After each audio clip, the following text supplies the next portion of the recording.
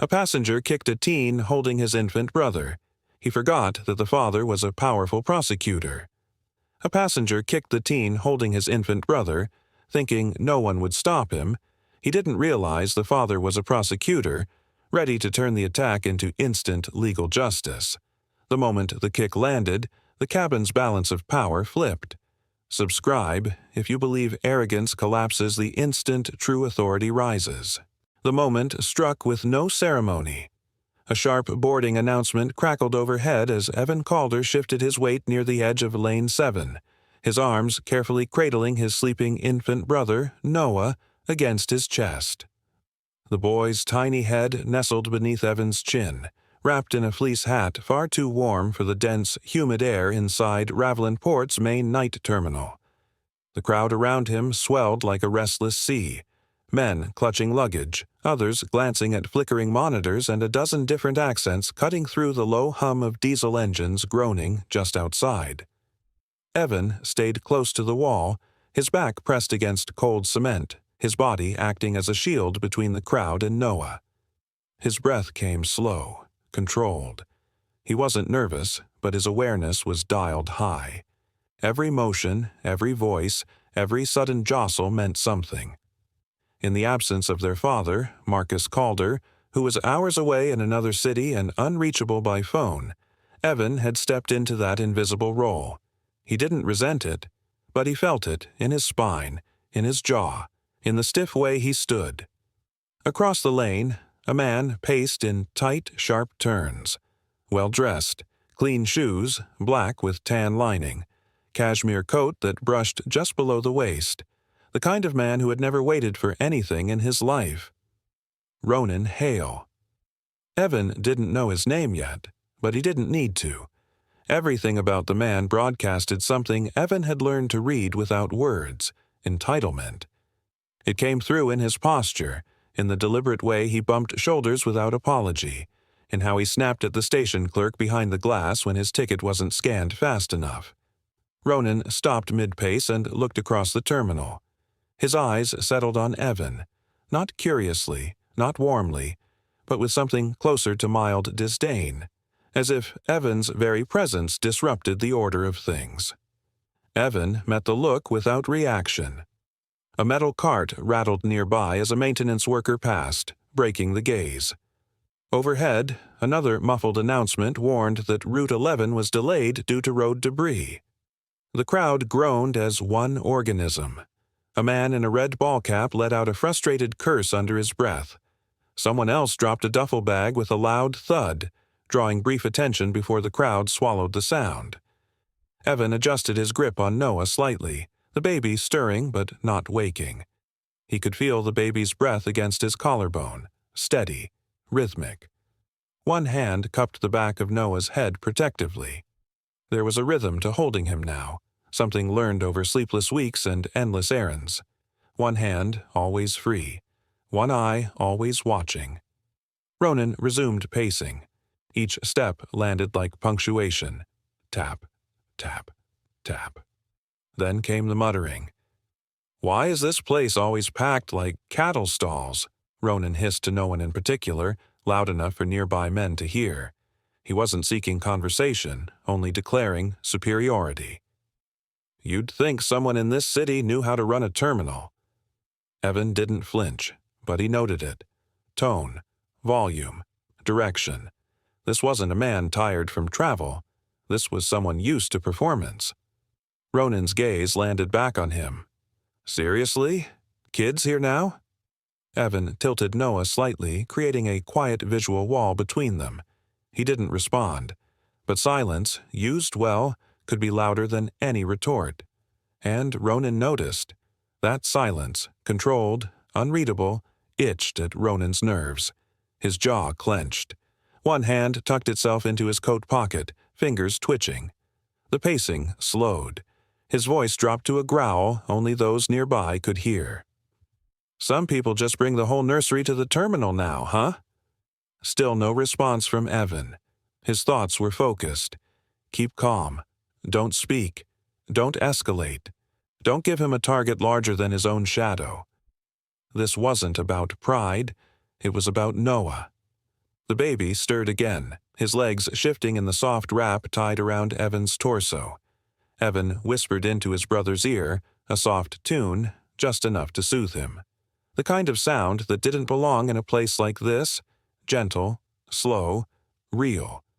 Someone a few steps away watched the interaction but said nothing. The terminal's fluorescent lights buzzed faintly, one flickering above lane 6. Rain began to tap lightly against the glass panels high above the boarding bays, casting the space into a dim, shimmering haze. And still, Ronan lingered, watching. "Move it already," he said toward the boarding lane staff, tossing his hand forward dismissively. "Do your job." The young agent behind the kiosk blinked nervously, then adjusted his headset. "Boarding will begin shortly for Route 7 to Eldrock. Please have identification and boarding passes ready." Ronan scoffed. When the first group was called forward, the line surged with sudden force. Evan did not move immediately. He waited a beat, waited for the initial push to pass, then gently stepped aside, positioning himself close to a service pillar. His only concern was to prevent any swinging bags or careless elbows from hitting Noah. His timing was precise, his judgment instinctive. But in stepping aside, he crossed into Ronan's path. The contact was subtle, just the edge of a shoulder brushing another. But it was enough. Ronan turned. "Watch it." Evan looked up, measured, calm. "You walked into me." The words were neutral, even soft, but the tone was firm. Ronan bristled. It was not defiance, it was clarity, and clarity could provoke worse than anger. The line ahead paused again. More complaints from the crowd. The movement of bodies became jagged, uncertain. Ronan didn't step forward. Instead, he stayed beside Evan, his posture suddenly deliberate. He was testing something, waiting, calculating what reaction he might provoke. Evan said nothing more, returning his full focus to Noah, whose eyes fluttered briefly before closing again. A man to the left, middle-aged, coat slung over one shoulder, watched the interaction but turned away before becoming involved. Others looked without looking. The pause held. Evan tightened his hold on Noah and shifted his stance, bringing his right foot slightly behind, steadying his base. His breathing slowed. His pulse didn't spike, and then the shoe tapping began again. Louder this time. Closer. Tap. Tap. Tap. The baby's leg twitched at the sound. Evan closed his eyes for half a second, counted to 3, then opened them. The boarding lane beeped as another passenger passed through. The crowd surged again, and behind it all, an invisible line was forming, one that Ronan would soon choose to cross. The air thickened. Something unseen in it curled tighter, winding around the moment like a fuse waiting to burn. The tension wasn't just in the crowd now, it was in the choice Ronan hadn't yet made, and in the one Evan already had.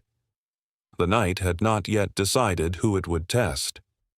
The moment the boarding call echoed through the terminal speakers, the crowd surged like a restless tide. Without hesitation, Evan Calder shifted his stance, stepping back against the tiled wall and tightening his arms around baby Noah. The infant stirred but did not cry, his tiny face half buried in Evan's hoodie. Evan kept his back to the wall not out of fear, but calculation, minimize exposure, limit risk, absorb no impact. He scanned the moving bodies, not in panic, but in quiet anticipation. Every shift of a shoulder, every dragging suitcase, every impatient shuffle became part of the threat he was trying to outmaneuver. A low voice cut through the noise. "Move it." Evan didn't need to look. The voice belonged to the well-dressed man from earlier, Ronan Hale. The man's expensive coat brushed against others with disregard, his elbow angled out as he pushed through the crowd, carving a path where none had been offered. He walked with the entitlement of someone who believed lines were for the powerless, and that inconvenience was a personal offense. His polished shoes clacked sharply against the floor, a sound that turned heads but commanded no respect, only unease. As Ronan neared, Evan shifted slightly to his left, shielding Noah with the curve of his body while keeping one foot ready to pivot. His heart beat faster, but his expression remained unreadable. Ronan's shoulder clipped Evan's, not hard, but deliberate. A test. Evan didn't flinch. He simply adjusted, stepping aside like wind around stone. "You're in the way," Ronan muttered, not slowing down. Evan said nothing. The silence hung between them like a challenge unmet. The staff member at the boarding gate, a young man no older than Evan himself, called out half-heartedly for order. "Please keep the line moving. Single file, please." But his voice was too soft, his presence too uncertain. He disappeared back behind the counter as quickly as he'd emerged, swallowed by the indifference of the crowd. Ronan slowed, turning slightly as if to check whether Evan had backed off far enough. He didn't like the sight of someone holding a baby in a public space where he wanted dominance. To him, this was not a child being protected. It was an obstruction in his carefully ordered world. Evan took note of every detail. The quick glance Ronan gave him, not of concern, but of evaluation. The twitch in Ronan's jaw, the shifting of his weight from foot to foot like a man impatient with reality. These were not random tics. They were signals of someone who needed control, who resented quiet defiance even more than loud rebellion. Noah stirred, his face twitching against Evan's chest. Evan responded instinctively, humming a low, steady tone into the infant's ear. The sound was almost lost beneath the boarding announcements, but Noah responded, his muscles relaxed, the hint of a frown faded. Evan felt Ronan still near, hovering like a dark pressure behind him. He wasn't moving forward, not really. He was watching, testing again. His shadow stretched long under the fluorescent terminal lights, distorted as it crossed Evan's feet. A glance confirmed it. Ronan had paused. His head turned slightly, but not enough to make eye contact. Instead, he looked over Evan's shoulder as if the boy and the baby were beneath acknowledgement. The air in the terminal shifted. The lights overhead flickered once, a brief stutter of electricity that made several passengers glance upward. To Evan, it felt like a warning, the kind of moment before a storm, when the wind falls silent and you can feel the weight of something waiting to strike. Evan's mind cycled through options. Should he step back again? Would that show submission or wisdom? If he held his ground, would it provoke escalation? His instincts leaned toward stillness. Sometimes restraint was not passivity, it was control. But he wasn't the only one making decisions. Behind him, Ronan's polished shoe slid an inch backward, barely audible against the floor. The motion was slow, subtle, but Evan caught it. Not a repositioning, a coiling, a preparation, a recklessness rehearsed. Evan's eyes narrowed. He adjusted his stance slightly, bringing one leg forward, ensuring that his weight was balanced. He kept Noah cradled high, braced by his forearm and shoulder, with the blanket drawn securely over the infant's back. He could feel it now, not just the man, but the moment, the build-up, the tension in the air, the heat of judgment from bystanders who chose silence, the hum of the terminal lights, the murmured complaints, the child breathing against his chest. Every element was a fuse, and the spark was about to land.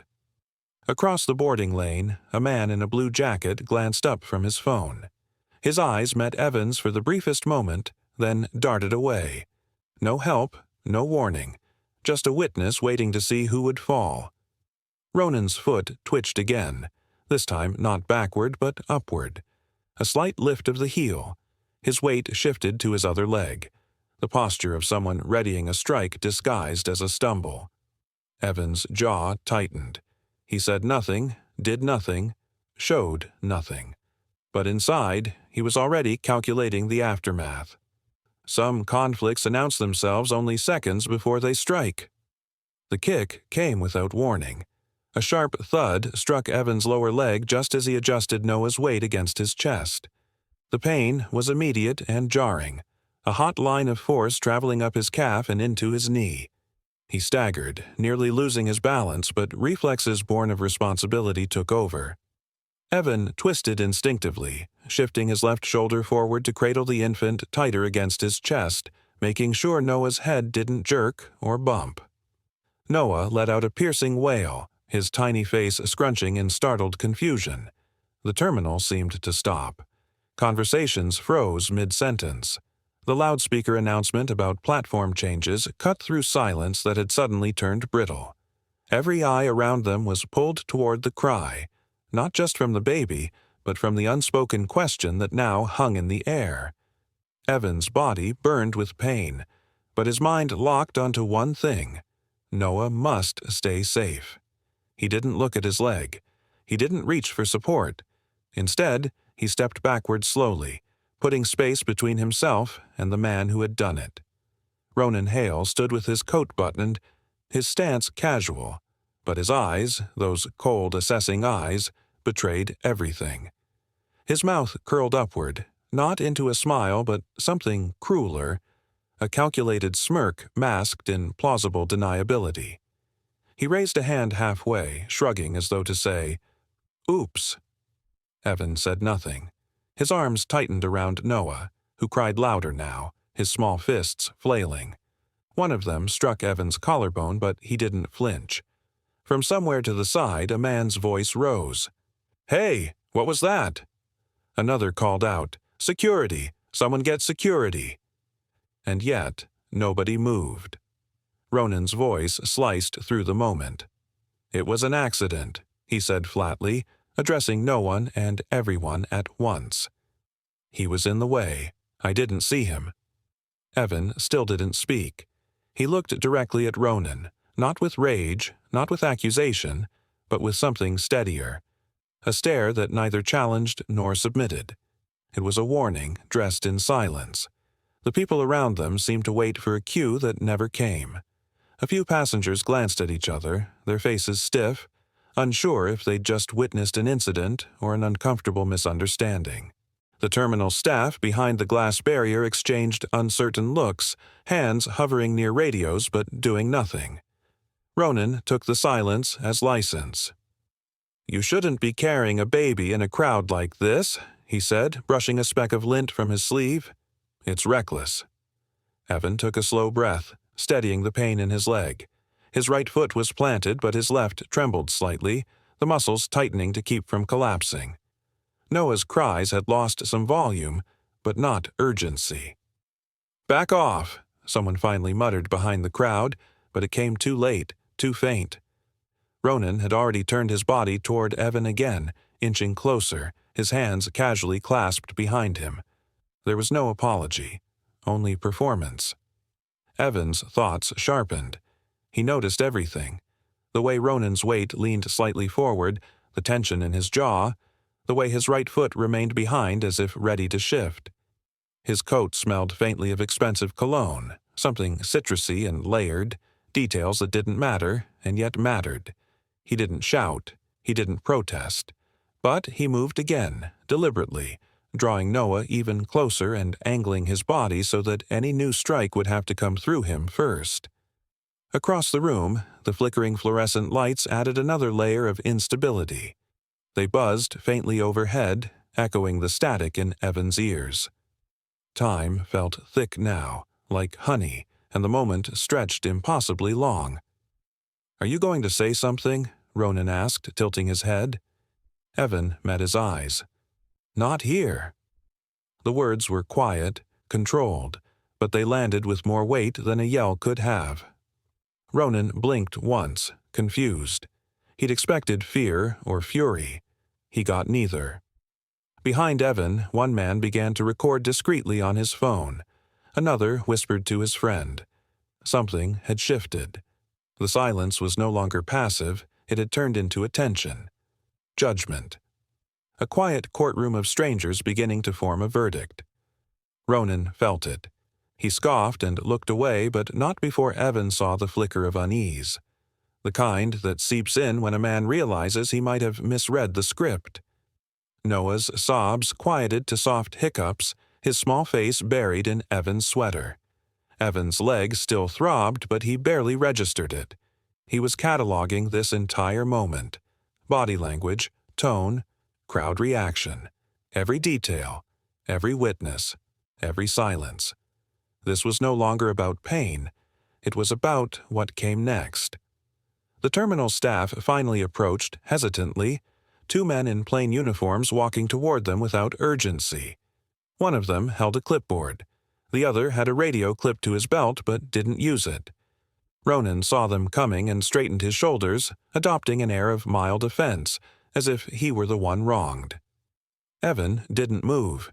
He didn't speak again, but he kept his eyes locked on Ronan as the guards neared. They didn't see it, the subtle flare in Ronan's nostrils, the shift in his posture, the faint twitch of something slipping. Evan saw it all, and somewhere deep in the terminal, behind the clicking schedules and automated announcements, the gears of consequence began to turn. One kick turned impatience into a reckoning. The moment security arrived, the air in the terminal did not lighten. It grew heavier. Two uniformed male officers moved quickly but without urgency, cutting through the sea of murmurs and camera phones to reach the eye of the storm. Evan Calder stood still, his back against the cold plaster wall, Noah tucked close to his chest like something sacred. His leg throbbed where Ronan's shoe had struck, but he gave no attention to it. His only motion was the slow rise and fall of his arms, calming Noah's tiny, panicked breaths. Ronan Hale, on the other hand, was in motion. Sharp, theatrical motion. He turned to the officers the moment they approached, gesturing broadly. "This is a misunderstanding," he barked, his tone dipped in impatience and entitlement. "People are too sensitive these days. I barely brushed him, and I have a bus to catch." One of the officers, a solidly built man with close-cropped dark hair, raised a hand for silence. His badge read, Officer Cale Marin. "Let's lower our voices, gentlemen," Marin said, calmly but firmly. His partner, Officer Dalen Voss, had already begun speaking quietly to a few nearby witnesses. Evan said nothing at first. He adjusted Noah slightly and looked Officer Marin in the eyes. "Can you tell me what happened?" Marin asked him, voice low. Evan nodded once. "A man kicked me in the leg while I was holding my baby brother. Deliberately." Ronan scoffed. "You're making it sound like I launched a football. I was repositioning my foot. You happened to be standing behind me." Evan interrupted, voice steady. "No one was standing behind you. I was beside the wall." That quiet contradiction made Marin look back and forth between them. He tilted his head slightly, a sign that the dynamics here didn't align with the usual passenger complaint. Marin turned his head. "Do you require medical attention?" "No," Evan replied, "but I'd like to give a statement, and I'd like it recorded." The officer raised an eyebrow. "That can be arranged." Ronan groaned. "This is ridiculous. Look, I've traveled this route for years. I know people here. This isn't necessary. The boy's clearly overreacting."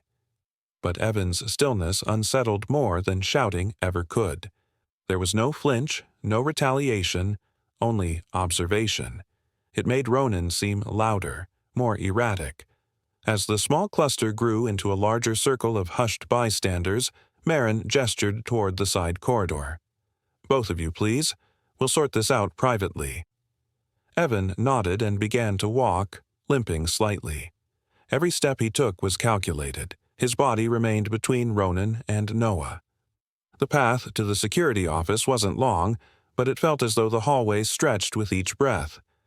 The fluorescent lights buzzed overhead, and the faint hum of the terminal announcements receded as the metal door clicked shut behind them. Inside, the room was bare. A standard desk, 2 chairs, a terminal screen, and a mounted camera in the corner. Officer Voss entered behind them and began logging information. Evan lowered himself gently into one of the chairs, his hand never leaving Noah's back. The baby had begun to calm, lulled by the familiar rhythm of Evan's heart. Ronan stood, arms crossed as if sitting would imply guilt. "Can we move this along? This really doesn't warrant all this energy." Evan reached into his pocket and pulled out his phone. He opened a text message. 3 words, no punctuation. Ravelin Port, now. He hit send. It was not a cry for help. It was a trigger. Ronan noticed the motion. "Texting your parents for backup?" he said, half mocking. "You're what, 16? 17? Evan didn't respond. Officer Marin spoke again. "Do you have identification?" Evan handed it over silently. Ronan handed his with a flourish, then said, "I'd like to file a countersuit for defamation while we're at it. This is slander." Voss glanced at the security monitor embedded in the wall console. He clicked through a few terminal camera feeds. "We may have footage," he muttered, "if the angles caught it." Marin nodded. "Pull the logs from Platform 3C, timestamp within the last hour." That sentence changed something in Ronan's eyes. He turned sharply. "That won't show anything," he snapped. "The camera probably didn't even see us clearly, and even if it did, it won't show intent." Evan finally looked up. "It doesn't need to show intent. It just needs to show motion, proximity, positioning. The rest is for someone else to decide." His voice didn't rise. It sliced. Ronan blinked. "You talk like a lawyer." Evan said nothing, but inside he felt something click into place. Voss continued pulling video while Marin jotted down preliminary notes. In the corner, Noah gave a quiet hiccup and rested his cheek against Evan's collarbone. "Sir," Marin said to Evan, "we'll ask you to give a formal statement on video. You're under no obligation, but—" "I'll do it," Evan said immediately. "And you," Marin said to Ronan, "may also provide your account." Ronan scoffed again, then walked toward the wall, pacing. "This is beneath me. This is all beneath me. I have places to be." Evan didn't bother responding. His attention was on the slow-loading footage behind Officer Voss. And something else. The seed had already been planted. Not in Ronan, but in the system. The obstacle now wasn't just this man. It was time. Every minute that passed, Ronan's confidence swelled. Every second the baby's cries faded. The urgency in the room began to blur. But Evan wasn't waiting for justice to roar through the walls. He was building it, brick by brick in silence. Noah stirred. Evan rubbed his back and whispered gently, "We're almost done, buddy." Ronan leaned against the wall, speaking again, this time to Marin.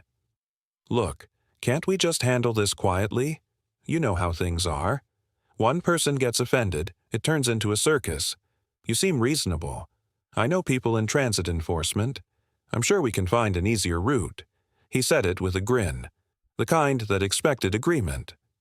Marin didn't smile. "We'll proceed by the book."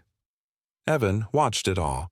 The arrogance, the assumption, the carelessness of a man who thought he knew the ending already. But endings weren't given. They were built, and his father was already on the way. He believed the worst was over, not knowing it had barely begun. The office door clicked shut behind them with a dull metallic thud, sealing in the moment like a lid on a pressure cooker. Evan didn't sit. He stood just inside the room, Noah tucked close to his chest, the baby's cheek resting against the gray fabric of Evan's hoodie. Noah's breathing had started to even out, little hiccups fading from his cries, though a faint whimper lingered with each breath. Evan shifted his weight slightly, and the pain in his leg flared. His calf trembled, not from fear, but from effort. Control had a price. Ronan Hale, the man who had kicked him, adjusted his coat with a practiced flick, then smoothed a hand down the front of his shirt as if preparing for a business meeting.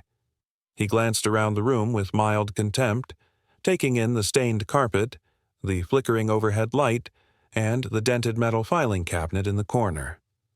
"Let's not waste time," Ronan muttered, his voice rich with entitlement. "I'd like to clear this up and be on my way. I have a schedule." Evan said nothing. He kept his gaze low, eyes fixed on the edge of the worn table between them. A security officer, a lean man named Gerard, entered with a clipboard and set it down. He wore a badge that identified him as shift lead, but his unsure movements betrayed a lack of comfort with confrontation. "We'll be reviewing the preliminary camera feed," Gerard said. "Just so we're clear, this is not a criminal interrogation yet. We just want statements and a first look at the incident." Ronan raised a brow. Incident is a strong word for a misstep in a crowded terminal. Evan blinked slowly. He didn't speak, but inside his mind, 1,000 gears were turning. The screen buzzed to life as a second officer loaded the footage. The black and white video showed the terminal crowd in grainy detail. Evan could see himself on screen, holding Noah, stepping aside, moving cautiously near the wall.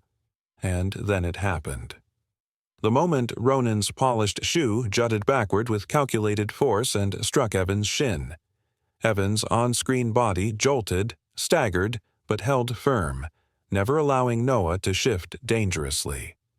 Noah's cry was audible even through the distant audio. The silence in the real room grew heavier. Gerard looked from the screen to Ronan. "Care to explain what we just saw?" Ronan exhaled sharply through his nose, not even looking at the monitor. "Crowded terminals are unpredictable. People bump into each other. Maybe I tripped. Maybe he moved into my space. Don't read too much into it."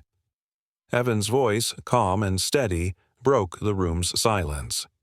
"You looked at me before you did it." Ronan finally turned to face him, eyes narrowing. "Excuse me?" "You looked. Your shoulders tightened, your right foot shifted, and you looked straight at me.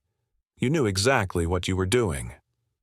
Gerard glanced between them, clearly not expecting that level of precision from a teenager. He scribbled something on the clipboard.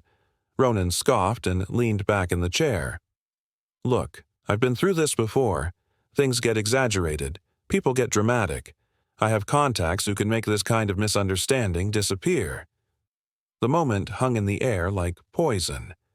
Gerard stiffened, pen freezing mid-sentence. Evan didn't react. Not on the surface. But his mind caught the phrase and locked it into place like a puzzle piece. That line, that smug, careless sentence would return later. A quiet admission of intent, a thread to pull. His phone buzzed once in his pocket. Evan shifted Noah gently to one side and retrieved it. He glanced at the screen. A name. One ring. He stepped away from the table and turned his back to the room.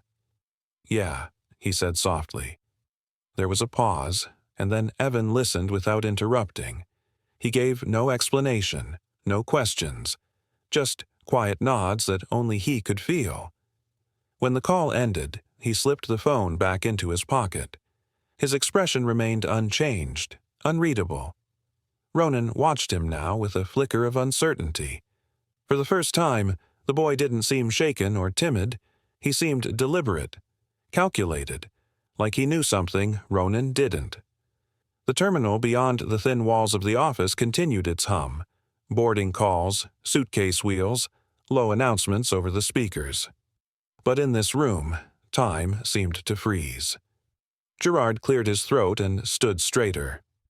"We'll be submitting this to legal review. You'll both be contacted. You'll each get copies of the report." Ronan nodded once, already rising, assuming this was the end of the matter.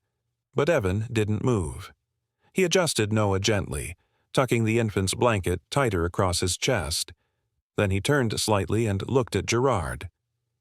"Did you note his remark?" he asked quietly. "About making this disappear?" Gerard hesitated, then wrote something again. Ronan's jaw tightened. "That's not what I meant." "It's what you said," Evan replied, voice low but firm. The line between boy and man blurred in that moment. Ronan seemed to realize, too late, that this wasn't over, that the young man in front of him wasn't just a tired kid with a baby. He was a witness, a strategist, a mirror, and Ronan hadn't just kicked him. He'd stepped into something that didn't end in that room. The silence held a shape now, one made of consequences and quiet memory. Evan turned back to the table and reached for a plastic water bottle with his free hand. He didn't drink, just held it. Just like he held every detail of this moment, carefully, patiently. The moment ended without resolution, only a tightening sense of consequence. He thought he had kicked a boy, not stepped into a future he could not outrun. The door to the security office creaked open just as the clock on the wall ticked past the 30-minute mark. Every head turned. A black sedan, polished to a mirror sheen, rolled to a silent stop in the fire lane just outside. The driver didn't exit. Instead, the rear door opened with a purposeful click, and a tall man in a gray coat stepped out, closing it behind him with controlled grace. The air shifted the moment his shoes touched the pavement. His presence wasn't loud, but it was immediate. Authority moved with him like a second skin. Inside the room, Evan sat upright on the edge of a hard plastic chair, cradling Noah in his arms. The infant had finally drifted into uneasy sleep, his small body rising and falling in sync with his older brother's breath. Evan didn't glance up at first. He already knew the cadence of those footsteps. He had heard them across courtrooms, down hospital corridors, and once through the smoke of a fire drill when he was 10 and Marcus Calder had arrived without panic, only purpose. Ronan Hale, meanwhile, stood near the window, arms crossed, scrolling aimlessly through his phone. His tailored coat still clung to his shoulders, and he wore the smug expression of a man who expected an apology from the universe. When the office door opened, Ronan barely looked up. Marcus didn't speak. Not yet. He scanned the room with eyes that didn't need to ask questions. One of the terminal officers, a young man with uncertain posture, stood to greet him. "Sir," the officer said, clearing his throat, "we've reviewed the report and partial footage. The child seems unharmed. The situation's contained." Marcus didn't answer immediately. Instead, he turned toward the mounted monitor and raised a quiet finger. "Replay the incident," he said. His voice was low, steady, almost conversational, but it carried. The officer clicked a button. The screen lit up with the grainy recording from the terminal hallway. They all watched, Evan standing near the wall, shielding Noah. Ronan's foot drawing back, then striking. The video played again, and again. Ronan shifted, finally sensing something different. "Look," he said, waving a hand as if dismissing a fly. "It wasn't intentional. The kid was in my way. Everyone was crowding.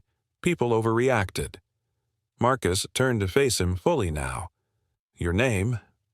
"Ronan Hale," he said, brushing imaginary dust from his cuff. "Look, I've already said I'm happy to resolve this quietly. I'm not here to cause trouble." Evan finally looked up. Marcus approached the desk, motioning for the officer's clipboard. He flipped through the documents without rushing, signing nothing, only reading. Then he placed one sheet flat on the desk and gestured toward it. "Names of witnesses?" The officer began listing. Marcus listened without interruption, nodding only once. He turned to another staff member in the corner. "I'll need printed copies of the report and the footage. Unedited. Timestamp visible." Ronan exhaled. "This feels a little excessive, doesn't it? I mean, are you a lawyer or something?" Evan's lips twitched, not quite into a smile. Marcus didn't look at Ronan when he answered. "Something like that." There was no sarcasm in his tone, no mockery, just a calm that had been sharpened over years in courtrooms where people tried to lie their way out of consequences. "I think we're all reasonable here," Ronan continued, stepping forward slightly, voice oily now. "I'm sure the last thing anyone wants is unnecessary trouble. I'm more than willing to make this go away the easy way." It was the wrong phrase. The silence that followed wasn't comfortable. Evan watched the exchange with the precision of someone who understood how masks worked. He'd seen his father smile for cameras, frown at senators, hold back tears during a closing argument about child fraud. But this was something else. He watched Marcus draw a line in the air with stillness alone. Marcus gently folded the printed report once, then again, and slid it into his coat pocket. He turned toward the door without rushing, then paused. "This," he said quietly, "will not go away quietly."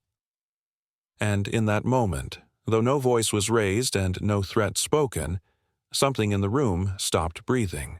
By morning, the footage had reached the District Legal Review Board, the digital file quietly embedded in a formal complaint submitted under the name Marcus Calder. No press conferences, no statements, just the cold precision of a federal prosecutor who knew that silence could carry the loudest weight. The complaint was clear: assault on a minor's guardian, endangerment of an infant, failure of terminal response protocol. It didn't scream, it didn't accuse, it documented, and that made it dangerous. Within hours, the administrative system's backend flagged the name Ronan Hale. A quiet request was issued to internal databases, routine but thorough: travel history, employment, digital records, and incident flags. What came back wasn't what anyone expected. 2 prior complaints sat buried in archived systems. One in Velwyn City, another in Morvan Terminal. Both dismissed for lack of video evidence. One involved a stroller, the other an accusation of shoving during a boarding delay. Both cases fizzled out. But now, with the Ravelin Port footage in crisp high definition and multiple witnesses giving matching statements, the dots connected. What had once been isolated frustrations became potential proof of a pattern. And in the world of law, a pattern was more dangerous than a single outburst. Meanwhile, across town, local news anchors spoke in carefully measured tones. An infant was reportedly endangered during an altercation at Ravelin Port bus terminal last night, one said, eyes flicking between teleprompter and camera. No formal charges have been filed, but early reports confirm the involvement of a federal prosecutor. Noah's name was never mentioned, neither was Evan's, but the story had begun to live on its own. Images leaked. Blurry screenshots from a witness's phone showed a teenage boy holding an infant, surrounded by security officers. The expression on the boy's face wasn't angry. It was calm, and that calm unsettled people. At a high-rise office near the harbor, Valen Stroud, the venture executive who employed Ronan Hale, sat in a glass-walled conference room listening to 3 calls at once. "Damage control," someone whispered in his ear. But Stroud didn't yet understand the scale. Ronan's public profile was already being quietly combed through by legal bloggers and transit safety groups. Evan Calder's restraint was not just being analyzed, it was being admired. Back at the Calder residence, Marcus sat at his desk surrounded by files, digital printouts, and court references. He wasn't preparing a lawsuit. He was drafting a citizen's legal motion, an aggressive but entirely lawful move that didn't demand monetary compensation, but institutional correction. His hands moved quickly, crossing out language, replacing it with firmer wording. The strategy was subtle but potent. Hold the terminal accountable not for the assault, but for the systems that allowed hesitation in protecting a child. "Don't fight the man," he murmured to himself, eyes scanning a policy clause. "Fix the structure that let him act." In the living room, Evan cradled Noah, who was now asleep with a bottle loosely balanced in his grip. The boy's body was relaxed, but Evan's mind was tense. The news was out. He'd overheard a neighbor mention something vague through the walls. He turned the TV volume down. It wasn't that he didn't want people to know, it was that he didn't want his brother to grow up defined by this moment. Marcus entered the room and paused. "They picked up the footage," he said. Evan looked up. "I figured. It was bound to happen." "We're not filing a lawsuit," Marcus added. "We're filing something wider, a motion for policy reform. It doesn't focus on Ronan." Evan nodded slowly, processing it. Because people like him. They come and go, but systems stay. Marcus's expression didn't change, but the corner of his lip twitched in what might have been approval. "Exactly." Meanwhile, across the city, Ronan sat in his office staring at his phone. The number calling him was familiar, Stroud's assistant. He let it ring, then declined. A moment later, another call came in. This one was legal. He declined again. A third came. Unknown number. He picked it up. Yes? This is Dean Rolfe from District Legal Records, the voice on the other end said calmly. You've been named in a motion involving a minor endangerment complaint. This call is to inform you that you may soon receive notice of a public hearing. Quote. Ronan cut him off. This is absurd. It was an accident. There was no harm. I was the one being shoved. The footage doesn't support that, Mr. Hale, the voice replied evenly. And, given the complainant is a federal prosecutor, we advise you retain counsel immediately.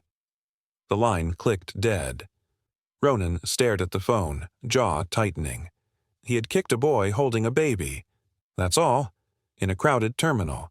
The kid hadn't even fought back. That's what disturbed him most. The boy didn't raise his voice, didn't cry, didn't plead, just looked at him, cold, still, measured. He expected chaos, retaliation, emotion. Instead, he got silence. He had kicked the boy expecting fire and instead awakened ice. The hearing began in silence, not by command, but by the weight of what was about to be said.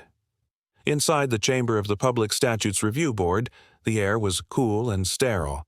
Polished wood panels lined the walls, and rows of men, officials, witnesses, reporters, and concerned citizens occupied the gallery. Some cradled toddlers in their arms. Others sat still, hands folded, waiting. Marcus Calder stood at the front, immaculately dressed in a slate-gray suit that bore no insignia, no flashy tie, no title pinned to his chest.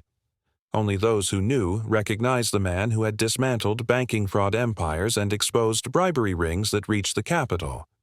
But today, he wasn't here as a prosecutor.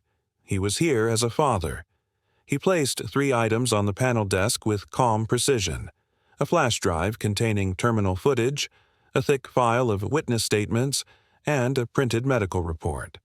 Then, without raising his voice, he said, My son was kicked while shielding his infant brother. This is not a criminal hearing, but it should never happen again. These materials will speak first.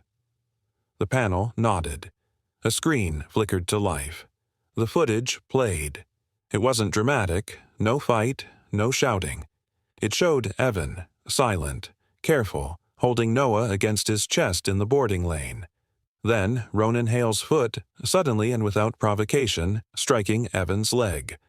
The baby's cry pierced the audio. Evan's stumble. His twist to protect. His silence. The room didn't gasp.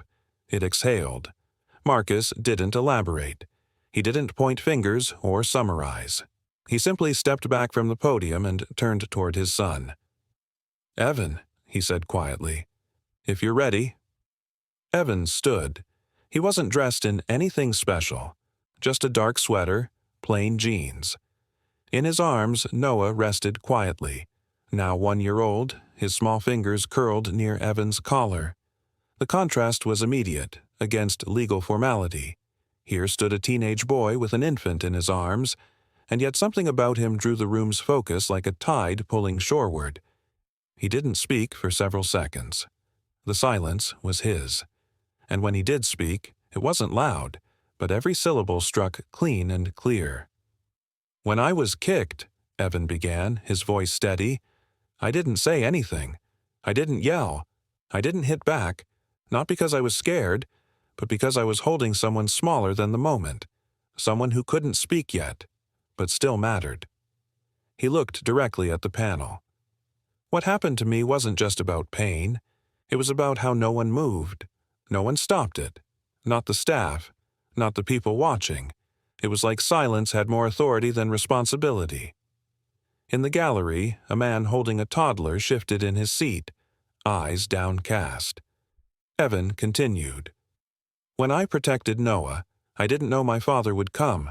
I didn't know anyone would step in. But I knew one thing. I couldn't be the one to make it worse.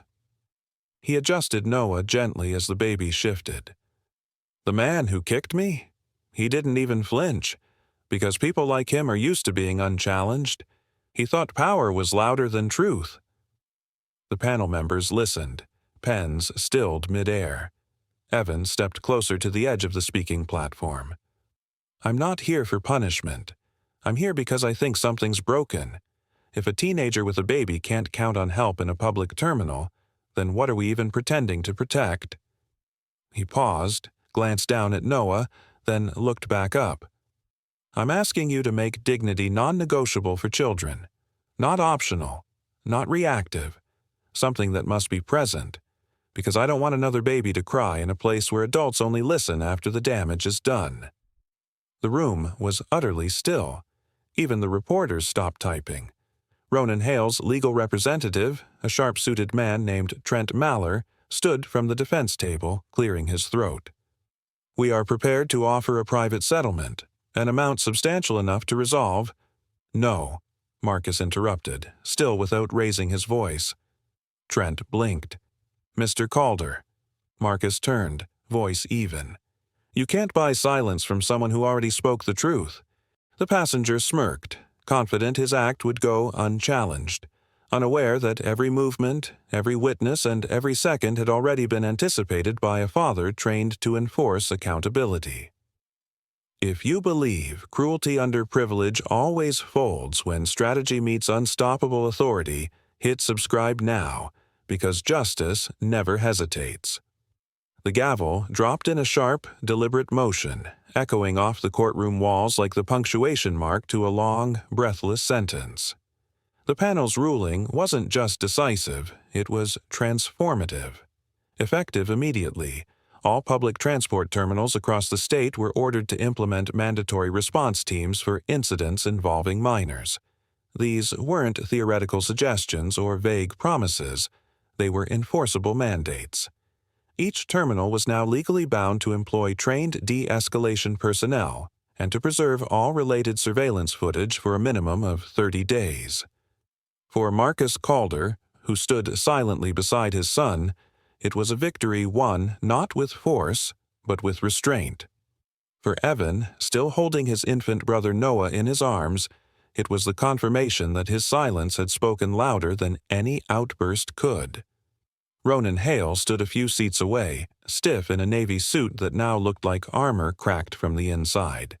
His jaw twitched as the judge's voice continued, listing the consequences. A formal public apology, to be aired by his own corporate media firm, and a civil fine structured not just as punishment, but as public acknowledgement. The courtroom didn't applaud. It didn't need to. The silence itself was heavy with impact. Evan felt Noah stir in his arms and instinctively shifted his grip, lowering his voice to a soft hum. The room's tension wasn't lost on the baby, who blinked wide-eyed at the flashing cameras positioned discreetly near the back. Several media outlets had been permitted limited access, and though Marcus had originally resisted, he'd made one condition, that none of the coverage would name Evan or show Noah's face. But something more unexpected began to unfold. A man rose quietly from the gallery, a security guard from the terminal. Then another, a former passenger from that night, his shoulders tense as if still bearing the shame of inaction. And then another, and another. Within minutes, 5 men, all witnesses to that night's incident, stood voluntarily and approached the bench. "I'd like to add my statement," one of them said. His voice cracked but didn't waver. "I was there. I saw what happened. I didn't move when that boy was kicked, but I will next time." The words cut deeper than judgment. For Evan, they were the unexpected reward, the thing no verdict could guarantee. Recognition, change, a shift not just in law, but in human instinct. He looked at the man, nodded once, and held his brother a little tighter. In the days that followed, the ripple widened. Clips from the incident, particularly the moment Evan silently shielded Noah after the kick, began circulating online, first on local advocacy forums, then national education platforms. The original footage, which had been quietly leaked by a terminal staffer who'd seen enough excuses in his lifetime, was now being adopted into training modules for transport security personnel nationwide. The framing was clinical but powerful. Case study. Calder, restraint, response, reform. Within conference rooms, security officers watched the video on loop. The moment when Evan doesn't retaliate, when he doesn't raise his voice, when he doesn't break, but instead steps between the aggressor and the child. The pause, the scream, the silence, the slow arrival of help. All of it became required study material in transport de-escalation seminars. And still, Evan avoided attention. He didn't grant interviews. He didn't answer messages. The only public footage of him was what had already aired in court. But his presence lingered on posters titled "Protect First, Question Later," on policy documents marked with the Calder Amendment, and on a single photograph that circulated quietly online, a teenager holding an infant, standing like a wall between violence and innocence. At home, the aftermath took subtler forms. Marcus noticed it first, how Evan now stood slightly straighter, not from pride, but from quiet conviction. How he listened more sharply to news about child protection laws. How he no longer looked over his shoulder in crowded spaces, not from lack of fear, but from a belief that if no one else would act, he would. Noah, too young to understand, had become a symbol without consent. But Marcus ensured that at home he remained just a baby, a giggling, babbling child who liked plastic spoons more than the wooden toys Evan had carved. On quiet evenings, Evan would hold him while reading case files for school, one hand turning pages, the other supporting a legacy he never asked to build, but now bore with quiet strength. The transformation reached even further. At the next security convention held in the state capitol, a surprise keynote speaker was announced. Not Marcus, not Evan, but a systems engineer who had updated security protocols in 5 major transit hubs using the Calder incident as the foundation. His slides bore no dramatic titles, just one still frame of Evan holding Noah. "He didn't panic," the man said. "He protected. That's what training is supposed to achieve, not reaction, but decision. We built new policy around that clarity." Back in Ravelin Port, that same clarity began to shape the community itself. A group of teenage boys at Evan's school created a peer-led seminar called "Stand Quiet, Stand Strong," drawing from the principles Evan embodied that night. They asked him to speak. He declined, but he wrote the opening lines of their pamphlet. "Being loud doesn't make you brave. Being right does." One rainy afternoon, as Evan waited outside a bookstore with Noah, a man approached, older, nervous, the kind who looked like he wasn't used to apologizing. "You won't know me," he said, "but I was there. I saw it. I froze." Evan studied him silently. "I just wanted to say thank you," the man added, voice shaking. "You reminded me who I should have been." Evan offered only a small nod, but he didn't forget the man's face. The real reward came not in courts or edits to policy, but in the dozens of men like that, learning to respond before the silence had to scream. And through it all, Noah thrived. Curious, bright-eyed, and unaware of how many people had grown braver because he'd once cried in the arms of a brother who didn't flinch. The public never learned Evan's last words before leaving the courthouse that day, but the image captured by one silent photojournalist stayed with them. A boy holding a child, walking forward as the world finally followed. The kick echoed only once, but its silence was answered everywhere. The cane clicked once on the school hallway floor as Evan Calder stepped through the entrance, the morning light casting long shadows behind him. It wasn't for show. The bone-deep bruise on his leg still stiffened if he stood too long. Yet there was something unspoken in the way he walked now. Not limping, not retreating, just forward, steady, balanced. The halls buzzed with post-weekend chatter, lockers slamming, shoes squeaking, boys pushing past each other in minor jostles of routine dominance. But when they saw Evan, some of that noise dimmed, not out of fear, but curiosity. A junior near the vending machine nudged his friend. "That's the kid from the terminal video," he whispered. Another boy, someone from Evan's math class, paused mid-step, caught Evan's eye, and nodded slightly before hurrying on. It wasn't the reaction Evan expected. Not pity, not ridicule. Something else. Respect with the volume turned down. He made it to his locker, opened it, and placed his cane carefully against the wall. From behind, a teacher's voice floated through the air. "Mr. Calder." Mr. Bourne, his English teacher, approached, holding a clipboard and adjusting his glasses. "Welcome back. I just want to say—" He trailed off, uncertain where to go with the sentence. Evan smiled just a little. "It's good to be back, sir." Mr. Bourne nodded quickly, then moved away, as if afraid lingering would turn acknowledgement into spectacle. And Evan appreciated that. The spectacle had already happened. The court hearing, the broadcast footage, the cascading reaction online. But none of it had felt real until now, until the world looked at him differently in a hallway that used to treat him like background noise. Later, at lunch, a group of boys usually rowdy in the cafeteria quieted slightly as Evan passed their table. One of them, Lyle, known for shoving people out of line, stood and opened the door to the back patio for Evan without a word. The gesture was small, almost clumsy in its attempt to seem casual, but Evan felt its weight. He sat alone under a pale sky, the air crisp with early spring. Birds called from the rooftop corners. Noah's voice, babbling in memory, echoed faintly in his mind. That night after dinner, Evan sat on the living room floor, legs stretched out, Noah lying beside him with a toy giraffe clutched in both hands. Marcus had just finished washing the dishes, his sleeves rolled up, tie loosened, the rarest version of him, off duty. A book waited on the armrest beside his chair, the lamplight glowing amber against its leather spine. A knock at the door interrupted the quiet.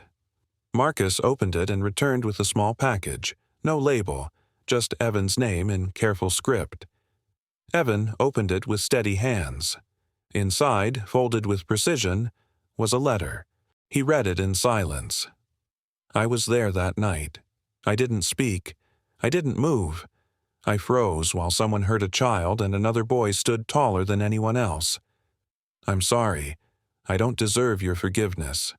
But I want to thank you. Because of you, I'll never stay silent again." The signature was simple. No name. Just the words. A man who saw too late. Evan didn't show the letter to Marcus. He didn't need to. He folded it and placed it in the back pocket of his notebook, the one he used for essays that mattered. Upstairs, later that evening, Noah gurgled happily on the rug while Marcus read a story aloud. The lamplight painted them all in gold and shadow. Marcus's voice was softer than usual. Less courtroom, more lullaby. Evan leaned against the doorframe, watching them. The cane rested by his side, but he didn't need it tonight. He stood on his own, letting the quiet seep in, letting the day fade. Outside, the wind shifted. A street lamp buzzed, then held steady. Inside, something else settled, too. Not justice, not closure, but the quiet construction of something lasting. Not by forgetting, but by rebuilding, one calm moment at a time. Noah reached for the book with chubby fingers, and Marcus let him turn a page, even if he bent it. Evan smiled, then stepped into the room and sat beside them. For a long time, no one spoke. They didn't have to. The wound had not vanished, but it had changed shape. It no longer needed armor, it needed time, warmth, and intention. And Evan realized, for the first time, the real legacy might not be the policy or the ruling, but the way boys started to walk through crowded places looking out for someone smaller than them. He looked at Noah, who had no idea what had been sacrificed to keep him safe, and that was exactly how it should be. He never wanted to be an example, but someone had to be. The moment Evan stepped through the sliding glass doors of the terminal, it hit him. Not the memory, but the silence beneath the noise. The same terminal where he'd once shielded his infant brother from a reckless kick now buzzed with renewed purpose. but there was an odd calm in the air, as if the building itself remembered what had happened and was trying to speak differently now. Signs were freshly hung, walls had been repainted, uniforms were new. But Evan wasn't here to admire the changes. He walked in with Noah asleep against his chest in a snug carrier, Marcus walking beside them, silent and observant. "Mr. Calder," a uniformed man greeted, extending a hand to Marcus. His badge read, "Director Lance Revor, Child Passenger Response Unit." The red insignia on his chest gleamed like a mark of quiet authority. "Appreciate you meeting us," Marcus said calmly, shaking his hand. His tone was clipped but not unfriendly. He scanned the area with the eyes of someone used to noting what others missed. "We're grateful for your time, and yours," Revor added, turning to Evan, who only nodded. He didn't need to say anything. His presence carried more weight than words ever could. The walk began. They passed gate lanes now monitored by new personnel with red armbands, clearly marked responders trained for child emergencies. Diagrams of infant CPR and de-escalation protocols were posted beside boarding signs. Small kits hung beside fire extinguishers, emergency baby kits, neatly labeled. Evan noticed all of it, but said nothing yet. His eyes swept the details, the spacing between lanes, the visibility of panic buttons, the accessibility of elevators. Noah stirred slightly, letting out a soft sound. Evan gently rocked him, instinctive, protective. As they approached the security wing, Revor gestured toward a wide panel of glass overlooking a control room. Inside, two men monitored live footage from every angle of the terminal, each screen rotating between views. "This used to be a blind spot," Revor explained. "We added direct feeds and time-stamped backups. Nothing here disappears anymore." Evan stepped closer to the glass. He didn't ask about privacy laws or legal thresholds. He was thinking of that moment when no one moved, when the cameras mattered more than the people. Now they mattered equally. "Is there a space where a parent or guardian can take a child if they're overwhelmed?" Evan asked, finally breaking his silence. River blinked.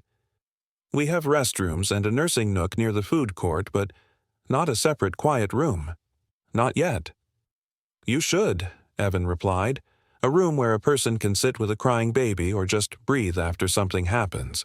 Not medical, not surveillance, just silence." Marcus turned slightly, watching his son. Not the boy who'd sent that 3-word text from a terminal, but someone who had learned to speak only when it mattered. Revor scratched at his chin, nodding slowly. "I'll put in the order today," he said. "We'll make the space." They walked farther down the terminal, stopping at the very lane where it had all happened. Evan instinctively tightened his hold on Noah. The crowd here was thinner, but not empty. Two boys, maybe 12 or 13, stood near a vending machine. One nudged the other and whispered, their eyes flicking toward Evan. Instead of gawking, they stepped aside, clearing a wider path. Evan met their gaze briefly. No resentment, just awareness. A quiet, mutual recognition.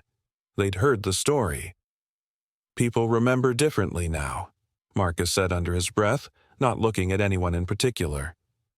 "They should," Evan replied. His voice was low, but firm.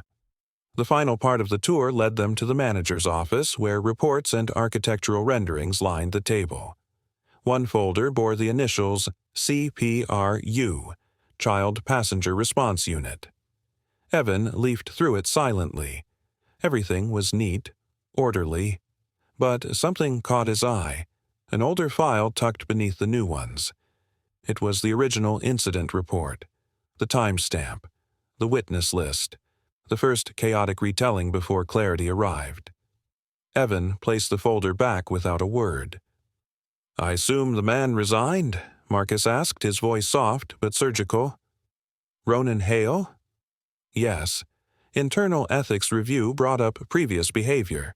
He stepped down before he could be removed," Revor answered.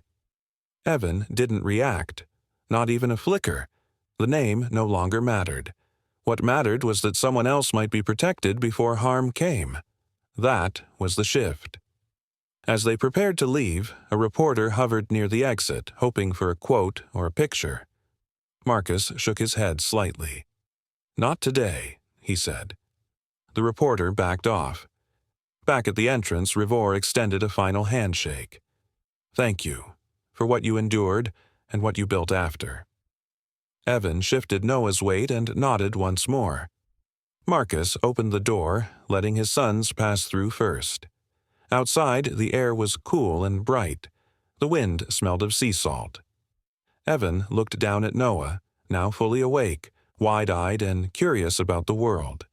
He didn't remember what had happened here, but maybe that was the point. His future wouldn't be shaped by fear. It would be protected by what had changed.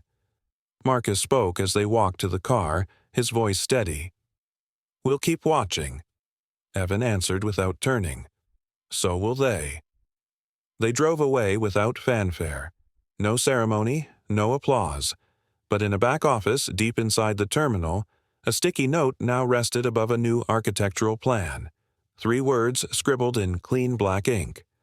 Evan said this. Some legacies begin not with applause, but with quiet fixes that stay. The committee room was already full when the doors opened. Suited men filed in quietly, some adjusting their ties, others scrolling through digital briefcases of notes and bullet points. It was supposed to be a procedural hearing, one bill among dozens, but the room felt heavier than that.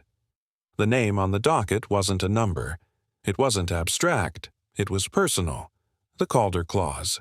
It read like a line from a parent's notebook, clear, protective, unflinching. Its language was plain. Any public transportation terminal operating within state jurisdiction must create rapid response protocols for unaccompanied minors and infants, including first responder training, on-site documentation requirements, and real-time archival of all surveillance footage involving children under 2 years old. But the bill didn't start in a legal office. It started with a bruise. Marcus Calder sat near the front, alone. He wore no tie, just a dark gray suit, crisply ironed, collar open. He held no paper, no binder. He didn't need one. "Mr. Calder," the chair said, "we'll begin with your statement." Marcus stood without hesitation, adjusting his cuff once. His tone wasn't emotional. It was precise. "I'm not here today as a prosecutor," he said, eyes scanning the panel of officials. "I'm here as a father. My son was assaulted while holding his infant brother in a public terminal. Not because he provoked anyone. Because he was present. Because someone decided a teenage boy with a baby looked weak enough to strike." The room didn't move. Even the sound of typing stopped. "The kick left a bruise," Marcus continued, "but the deeper wound came after. Staff hesitated. Witnesses froze. There were no immediate protocols. No guarantees that the child's safety mattered in real time." He paused, not for drama, but clarity. "My son didn't react with violence. He didn't yell. He protected his brother, absorbed the blow, and waited for a system that nearly failed him." He stepped back, saying nothing more. The silence afterward was long, as if everyone needed a moment to absorb what hadn't been dramatized. Then the chair said, "We understand your family has chosen not to appear in person." "Yes," Marcus nodded, "but my son submitted a short video." "If you would." The lights dimmed and a screen at the front flickered to life. The image was simple. A teenage boy sitting on the edge of a bed, daylight filtering through a curtain. He wasn't dressed up. He wasn't rehearsed. He looked like a boy who had walked through fire and come out with only his brother's safety in his hands. "You don't have to raise your voice to raise someone right," Evan said. That was it. No dramatics, just words. His eyes never wavered. The screen went black. A low murmur moved through the room. One of the panelists, an older man with graying temples, cleared his throat. "I have no further questions," he said softly. But the process wasn't over. As the formal debate began, Voices rose, not against the bill, but around it. Legal consultants praised its clarity. Safety experts cited it as overdue. Transportation officials requested amendments to align existing staff training. The opposition was weak, one man suggesting budget complications. But even he admitted, the footage is hard to ignore. What hadn't been shared publicly was how that footage now trained dozens of new security officers statewide. It had become a case study, not of violence, but of restraint. A teenager shielding an infant. A man lashing out and walking into consequences. A bystander's inaction captured in quiet clarity. When the final vote came, the tally was unanimous. The Calder Clause passed. Reporters outside waited for Marcus Calder. He stepped outside, gave no statement, and walked directly to his car. At home, Evan was in the living room, sitting on the floor while Noah chewed the wing of a small plastic airplane.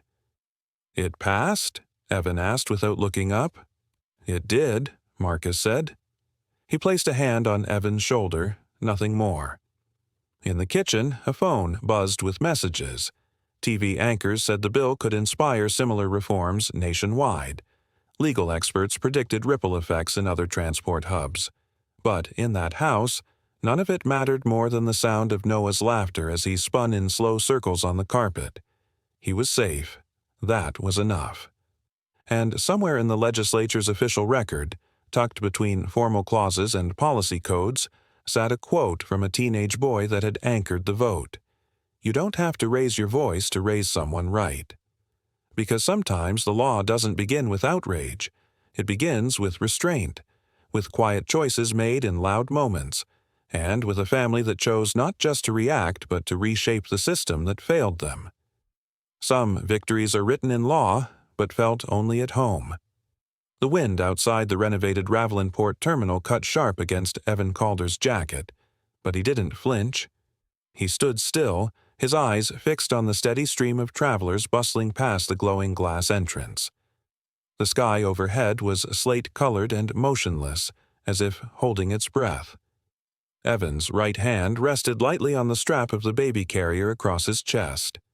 Inside, nestled and warm, his now 2-year-old brother Noah squirmed slightly, then pointed with a soft noise toward the distant runway. Evan followed the gesture. Planes taxied under flickering floodlights in the far field. To most people, they were just machines. But to Noah, they were magic. And to Evan, they were a reminder of the day noise nearly overpowered quiet, and silence became strength. Behind him, near the side entrance of the terminal, a modest plaque shimmered in polished bronze. It read, "In recognition of the Calder family, for protecting what couldn't speak." Evan glanced at it only once. He didn't linger. He hadn't come for praise. He had come because Noah, now walking and curious, had tugged at his pant leg that morning and said, "Plane again?" It hadn't been a question. It was a memory retold in a toddler's voice, reshaped not by fear, but fascination. A car door shut gently behind him. Evan turned slightly.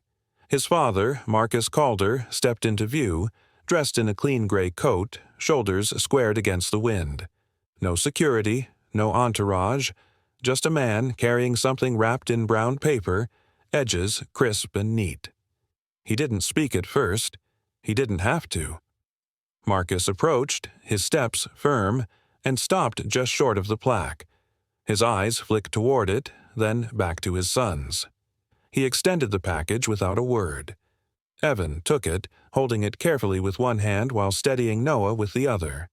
The weight wasn't much, but the message inside pressed deeper than anything could.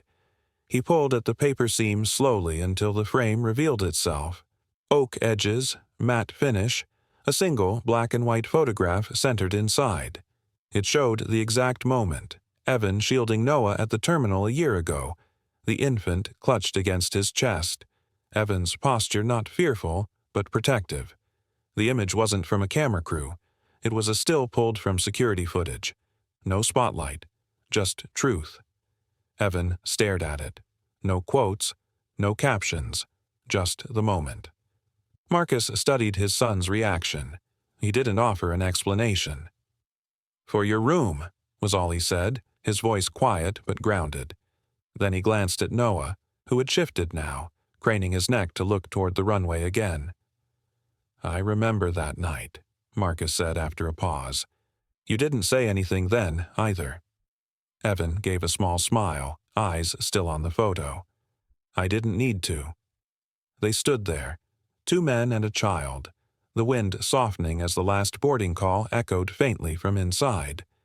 Marcus turned toward the car. Evan followed, the frame tucked under one arm, Noah still resting gently in the carrier, head tilted sleepily against Evan's chest. The car was warm, its interior humming faintly as Marcus started the engine. For a moment, no one spoke. Then Noah giggled, his tiny hand pressed to the glass, watching clouds roll past above the terminal. He didn't understand what had happened a year ago. He didn't need to. What mattered was that he'd been safe, carried, shielded.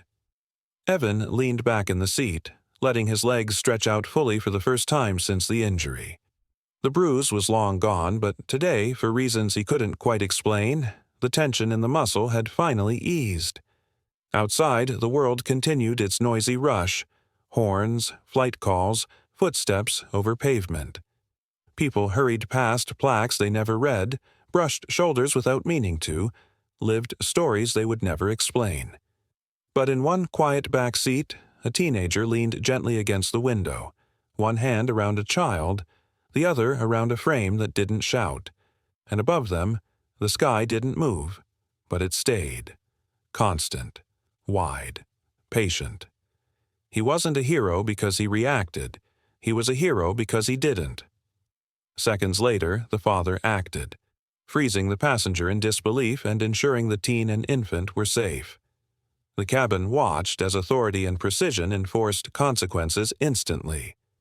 If you believe real power strikes decisively, with preparation and unyielding force, subscribe now, because justice always lands first. Disclaimer: the story you just watched is fictional.